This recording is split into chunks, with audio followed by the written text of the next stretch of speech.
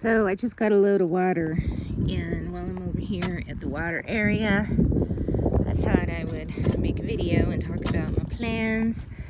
So I made a video about the very rudimentary way that I have been collecting water, which is that sometimes I'll put water in these containers because these are the ones I like to keep like in my cabin around my sink areas. And then I'll just fill these things up with water. Well, this one didn't even get filled up. I don't fill them up all the way because the water spills out. I fill them up like less than halfway to prevent water wastage. And all summer I'd have like 4 or 5 of these HDX containers that I would put water in. And then I would take my watering can. You could use a bucket or something else, but the watering cans are nice with the handles. And I just dip them in and dump as much water as I can in, and then I can lift that up and then dump the rest of it in. Lift up the HDX container itself and then just dump it in. And I think I'm gonna probably do this one next. And I don't worry about these getting all dirty because I'm not drinking out of it and using it for washing. It's just going into the garden. But I do plan to maybe clean these out once a year or something, or if there's some reason to clean them, I'll do that when it needs to be done. But yeah, I like these garbage cans for water collection. Anyways, but I also don't want them here the way they are, because I want to put a fence along here going across through where my truck is. So I just want to be able to drive on the road right here. And then I'm going to have all my garbage cans, my water barrels, all lined up right here. I'd like to have about a good 400 gallons worth. So that way I can justify having water delivered. But if I'm having to go collect water in the small amounts that I am able to haul with my current system, which is not the preferable method, it's just more like an emergency backup or until you figure something else out, which is where I'm at, until I figure something else out. It's very inefficient. But you don't really need more than 3 barrels, but you have to go to keep this garden watered, I'm going to have to go every day, and that might not be enough water with what I can currently carry. So I'm looking to get a water bladder, and I want to get one that's like 140 gallons. So I need to have 140 gallons worth of barrels. And this is little over 100 gallons. So I need to get like at least 2 more of these bigger brute cans. And these were running around $60-something right now. I think I've seen them higher priced. And they used to be about like 50. Now they're over 60 something. But whatever, it's not like it's out of the question. So I'm going to have like this one little can and 5 of these big ones going down this way. And then I'm going to be getting a transfer pump. And then and when I first get the transfer pump, I'll probably have to just fill up each can manually with the transfer pump, which isn't that big of a deal. But ideally, I'd like to have one receptacle container here so I can park, start the pump, And then all of these will have overflows into the next one going down the road, down the lane here. And then it'll just be, much more automatic and less human interaction. But that's all going to cost money. So I'm going to need to probably spend, we're looking at like 140. And then I've priced some of those transfer pumps at anywhere from like 80 to 120 to the one I really want, which is over 200. So I'm looking at spending a good $300 to improve my water collection. And a lot of people out here would freak out about that. But you know what? I got a business. And there's a lot of things to like about using these for water storage. Because A, you can clean them. And if something happens to one of them, you haven't lost your whole 500-gallon tank or 1,000-gallon tank. If it gets contaminated somehow or something, or breaks, and they're easy for me to move around, they're versatile, and they could also be used as garbage cans someday, or to store other things. And all I'm going to be doing is putting holes up at the top for the overflow pipes or lines, whatever I'm going to use. I'm not going to I might have one with a hole on the bottom or something, but that I can draw from, but they're all going to have like top overflows into one another. So they could still be used as garbage cans or storage for something. And the other thing I like about these is you can put them, so in the summer they can be outside for water storage. And again, like you can move them around and have them in different locations too.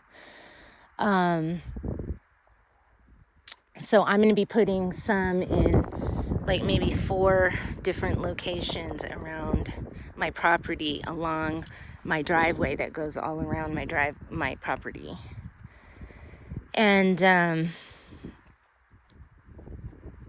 but then I can put them in my winter greenhouse, which I don't have one yet. And that will help keep my greenhouse warm. And it'll give me a reason to keep these things filled up in the winter. So but come spring, I'm not like, well, I got to run and go get water and it's cold, Because that's what happened to me this year. I was putting off going to get water because the few days that I had, it was cold, or if it was warm, I was just doing other things, I was not on the ball. But it's pretty warm now, and so water collection has begun. But I've got to get a bladder and that transfer pump, and I need new tires on the truck. So with that said, let's switch to the other topic for the day, which is tumbleweeds. So if you are plagued with tumbleweeds, you might be interested in hearing about what I'm observing.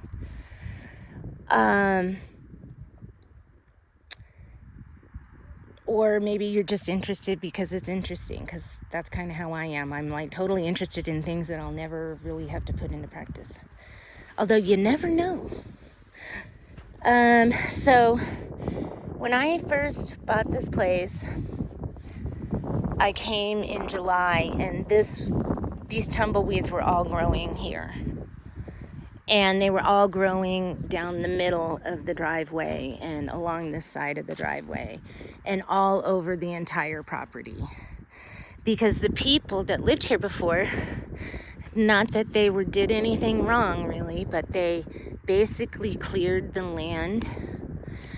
And that's when the tumbleweeds come in. So this is what the landscape looks like. It's like a prairie. There's lots of grasses everywhere. And you don't look at this natural area. every once in a while you might see a little pop of a tumbleweed, but not really. It's very odd that tumbleweeds aren't taking over in this area. That's natural. It's like there's plenty of dirt showing. It's just where the areas get cleared and like along the edges of the clearings. And I don't know if that's because there's already tumbleweed seeds in the ground and the ground got disturbed and now it activated them, essentially, for lack of a better way of putting it. But that's what happens. So, like, think long and hard if you're in an area that might get tumbleweeds. I would say think long and hard about clearing areas. Because people come out here, in this area anyways, they come and they buy an acre and they clear the whole thing, including like all these grasses, and they have no idea what they're doing. That is a bad idea. Don't clear an area unless you're going to be using it, or you're ready to replant it, or cover it with rocks or something. I don't know. Or do some sheet mulching on top. Because I know a guy that just did that, and I'm like, oh boy, he's gonna have to be dealing with tumbleweeds. And maybe he'll see them when they're young and take care of them. I don't know. But when I got here, these tumbleweeds, I didn't know they were tumbleweeds because they were small still. And then by the time after I bought the place, I was like, well, I'm going to have some weeding to do, you know. I mean, it was everywhere, all throughout the garden. And you can see I've still got, these are all from when I first moved here. I just never got to clearing these out. But this whole garden was filled with tumbleweeds. And there's still some over in that corner. I'm real close to getting done, and I want to get these all out so that I can just access my garbage cans from this side. Even though, because when I first get my garbage cans, they're not going to have the overflow lines. So I'm going to have to fill each one manually. And I may get more than 2 of extra of those big garbage cans. But anyways, so I do need to get this cleared out. And if I'm going to do, you know, I really only have to do like down to here. But I really want to just get it all out of here now. But what I noticed is that these tumbleweeds, I never pulled any of these up. They're still sort of stuck in the ground. There's no baby tumbleweeds growing here, and you know these things drop seeds. So my concern is once I take these out, next year I'm going to be dealing with the tumbleweeds. And here you can see some little baby tumbleweeds growing here. And last year the little baby tumbleweeds were a lot more prolific. But now is the time to get the baby tumbleweeds. And I use the hula hoe. So if you have never, there's all kinds of weeding tools that have a similar, you do a similar thing with them. Some of them are like wires and they come in different sizes. There's a lot of options. You pick whichever one you like. But these hula hoes are pretty commonly found. And so see how these little babies are just right here? It's so easy to just uproot them like this. But the problem with doing that, you're disturbing the soil. And so now you're leaving this area susceptible to having regrowth. So there's pluses and minuses to this, but it is a lot faster than trying to come out here and get them all up, pull them by hand. And I have been doing some of them by hand. So now let's take a look at what tumbleweeds do if you just leave them in the ground for 1.5 years. So I can take this and still use it on these tumbleweeds, and they come up pretty easy. for the most part. And then I have a pitchfork, and I'll pick them up and put them in my wheelbarrow. And sometimes you got to pick some stuff up by hand. But that's how I clear the tumbleweeds. And a lot of the tumbleweeds I just did by hand because I didn't have one of these tools. And it took me a while to get one. And they were really expensive here in my area. And I'm like, okay, I'm not just going to like pick that up willy-nilly. Like $60 or something crazy. Like, what? I found some down in Phoenix for $20. And next time I go down there, I think I'm going to pick a couple of them up. So anyway, so I'm anticipating having to just continually walk around my property with my hula hoe looking for the baby tumbleweeds. And then these are also good, like if you have a garden bed. There's this guy, he has a channel, this farmer, his channel is Never Sink Farms. And ironically, he was like the guy that really inspired me to start thinking about farming as a business of any kind. Because prior to that, I was more like into like landscape design. And so he has like a hula hoe, but it's more like a wire. And he'll just drag it on the areas in between the areas he's planted. And now I think his wire one is like wider than this. And so it's just wide enough to get that little walk. It's like a little walk area. So he has to walk, it's like a 9 or 10 inch little walk space. And he'll just take this like once a month or something, or as he sees stuff coming up, and just drags this along, and it just makes it so fast to deal with the weeds. And I have to concur that it is totally worth it to disturb your soil. But it is something to consider. And so I'm imagining that for the next 2 or 3 seasons, I'm probably going to be plagued with quite a few tumbleweeds. But the good news is that no new tumbleweeds are going to be allowed to go to flower and seed all over the place from here on out. So hopefully we can just keep them, every year after year, the pressure will become less and less. But as you can see, this area, and this is an area that I've cleared several times already, and this is where they keep coming back.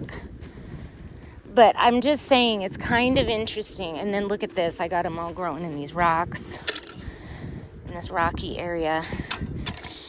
The good thing is that I got to move all these rocks anyways, because I'm putting in some fencing. And so that'll take care of itself. But it is very interesting about what happens when you just leave the tumbleweeds to their own demise. They actually prevent new tumbleweeds from coming. But again, like I said, when I take them off, take all these tumbleweeds out of here, I'm probably going to start seeing some growth. But really, with this this hula hoe, I can ideally come out here and maybe in like 15-20 minutes just kind of go over, probably less, just find any new babies popping up and just knock them out with the hula hoe. And you want to get them while they're babies. So while you can now actually tumbleweeds release pretty easily, so it's not too bad with tumbleweeds. But if you're trying to do this with big, overgrown, mature weeds, it will hurt your arm. And it's not a pleasant task. So the idea is that you want to get whatever weeds you got coming up, you want to get them early. And so this is your best tool for the fastest, earliest weed prevention. So that means, right now we're in April. I could have probably started this in the end of March, but April is a good time to get the baby weeds up, at least for the tumbleweeds. And they stay kind of small until about June, so there is a pretty long period of time that they stay small. So it's not like you only have like a 3-week window. And so if you have a big property, if you just come out a little bit, you know, every day or an hour, once a week, you know, whatever the case may be. I have 1.25 acres, but not the entire property isn't necessarily covered in tumbleweeds, but I do have a lot along the road.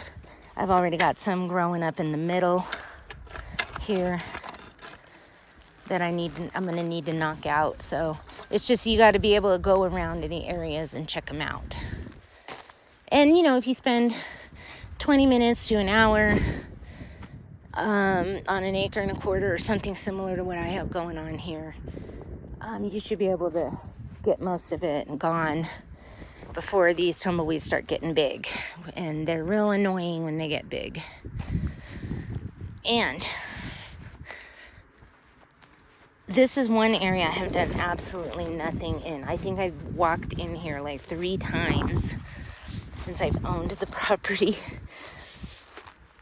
because it's just filled with tumbleweeds and they're like prickly, so it's not pleasant. It's just totally filled. And so you can see this is the area that they had kept clear, the previous owners, and they had animals here. They had goats and chickens. And then look at this area right here.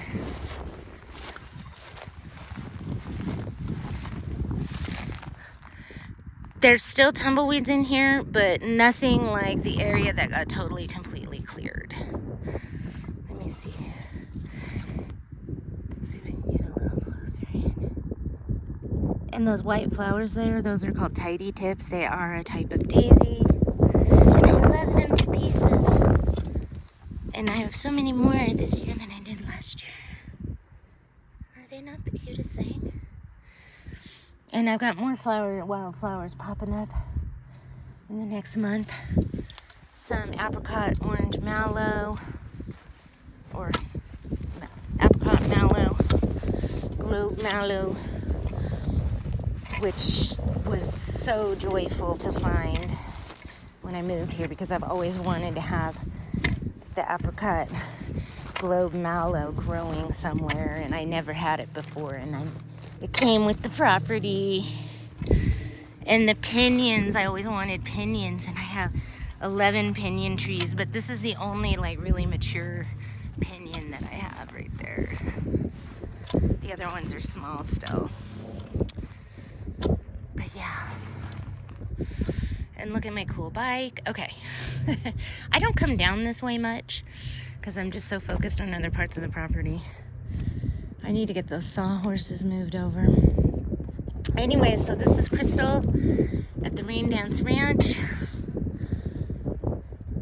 Building the farm, making it happen little by little. And when it rains, go out and dance.